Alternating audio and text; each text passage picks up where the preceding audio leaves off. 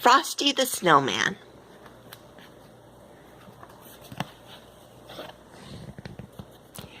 Adapted from the song of the same name.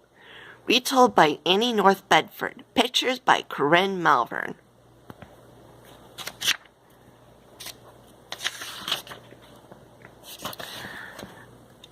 About Frosty. Frosty the Snowman was born in 1950 as the subject of a phonograph record and soon after appeared in many different forms. A motion picture about him has been shown frequently on television, and there are Frosty toys, shirts, and games. He has been in numerous Thanksgiving Day and Christmas parades. Unlike other snowmen, he is at home even in the warmest parts of the United States. Frosty the Snowman came to town one bright, cold winter day. The first real snow of the winter had fallen the night before. In the morning, out came the children, and they started to roll snowballs. Round and round the snowy yard they rolled the snowballs. Soon they had 2 fine big ones. Round and round the yard again. There was a little snowball, just the right size for a snowman's head. Billy ran home and brought 2 bits of coals to use for the snowman's eyes. Sally gave him a button nose and a funny corncob pipe. Tommy brought floppy galoshes and a scarf for the snowman. And Joe brought him a pair of old red mittens to wear.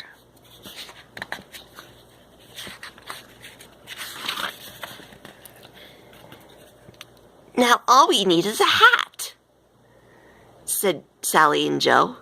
So they all began to look around. Sally found an old cap, but it didn't look just right. Billy found a battered felt hat, but it still didn't seem right. Just then, down the street came a whistling wind, and it blew to their feet a shiny top hat.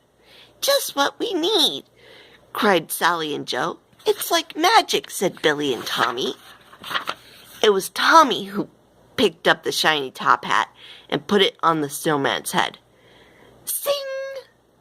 Tommy's hand sprang back with a shock.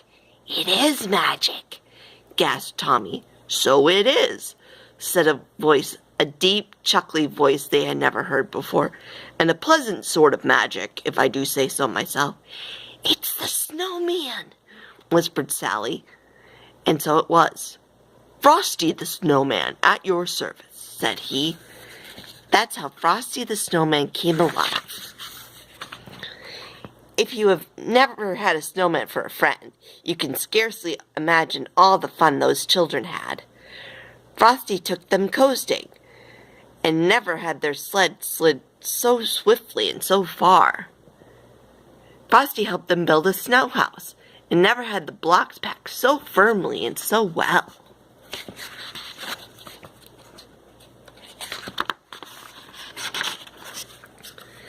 They all went ice skating, and the magical part was that while they were with Frosty, the children could stay out and play in the snow and never get shivery cold. Was it Frosty's warm heart or his magical smile? Whatever it was, they thought it was fine. Each morning when the children came out to play, Frosty had a wonderful plan all set. One morning he said, "Let's go shopping today. I have never been to a store, you know." So they all joined hands, and away they skipped off toward the town where the shop stood in rows. It was fun showing Frosty around, for he thought every window was wonderful.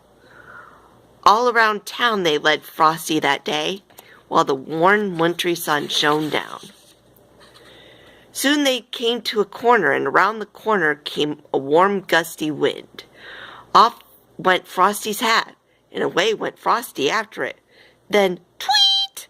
sang the traffic cop's loud whistle, and the children could not follow Frosty because traffic streamed by, buses and trucks and family cars.